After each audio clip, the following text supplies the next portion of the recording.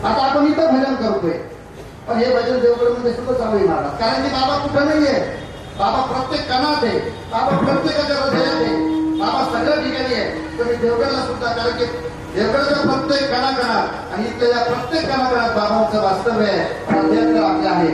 अतिशय एक सुंदर भजन आपण या ठिकाणी आमच्या लक्ष्मण महाराजांनी मग अशी आम्ही ऐकलं आणि मग म्हणावंच वाटलं. कसं आहे, ते जर म्हटलं तर परत गुरु होईल, मला प्रत्यक्ष येईल म्हणून आमचं म्हणूनच घेऊ आपण. Yeah.